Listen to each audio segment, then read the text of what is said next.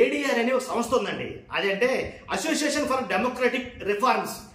ఈ సంస్థ గతంలో ఓట్ల విషయంలో ఏదైతే ఈవీఎంలో ఫ్రాడ్ జరిగిందో దాని మీద కూడా చాలా సర్వేలు అయితే చేపట్టారు వీళ్ళు. ఏడీఆర్ అని అసోసియేషన్ ఫర్ డెమోక్రటిక్ రిఫార్మ్స్ అని మంచి మంచి వాటి మీద సర్వేలు చేస్తూ ఉంటారు. తర్వాత ఈ మధ్య కాలంలో వీళ్ళు చేసిన సర్వే ఏంటంటే కనుక దేశంలోనే అత్యంత ధనవంతుడైన సీఎం ఎవరు అనే దాని మీద సర్వే చేపట్టారు వీళ్ళు. సర్వే చేపడితే నిజంగా ఆంధ్రప్రదేశ్కు గుడ్ న్యూస్ అని చెప్పాలి. ఆంధ్రప్రదేశ్కి గుడ్ న్యూస్ అని చెప్పాలి. యాక్చువల్గా వాళ్ళు కూడా ఎలా అంటే గిన్నీస్ బుక్ రికార్డులని అందుగురించి కదా యోగాంధ్ర అని ఇంకెక్సెట్రా ఎక్సెట్రా రికార్డుల మీద రికార్డులు క్రియేట్ చేయాలని చాలా కార్యక్రమాలు అయితే చేపడుతుంది ఈ మధ్యకాలంలో కూటమి ప్రభుత్వం. కానీ ఇది కూడా ఒక రికార్డ్ ఏమో అని అనుకోవాలి ఖచ్చితంగా. ఎందుకంటే దేశంలోనే అత్యంత ధనిక సీఎంగా ఎవరున్నారనేది చెప్పే ముందు ఫస్ట్ అయితే లైక్ చేయండి. లైక్ చేస్తే నాకు మోటివేషన్ ఉంటుంది, ఎక్కువ మందికి ఇన్ఫర్మేషన్ షేర్ అవుతుంది.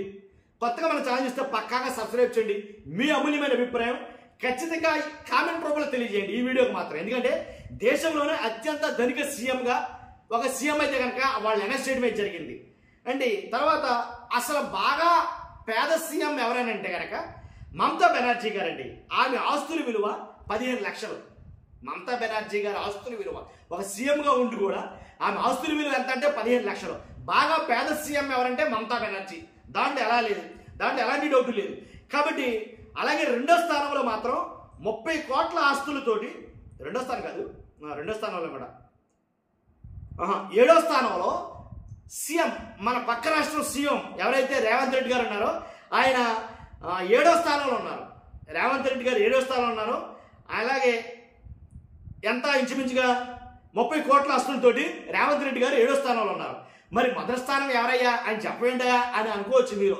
ఖచ్చితంగా చెప్తాను. దేశంలోనే అత్యంత ధనిక సీఎంగా చంద్రబాబు నాయుడు గారు పిలిచారట.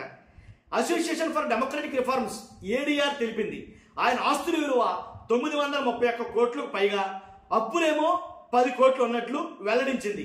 332 కోట్ల ఆస్తులతోటి అరుణాచల్ ప్రదేశ్ సీఎం పెమా ఖండ్ రెండో స్థానంలో ఉన్నారు. పెమా ఖండ్ అనే ఆయన రెండో స్థానంలో ఉన్నారు. అరుణాచల్ ప్రదేశ్ కి సంబంధించినటువంటి సీఎం రెండో స్థానంలో ఉన్నారు.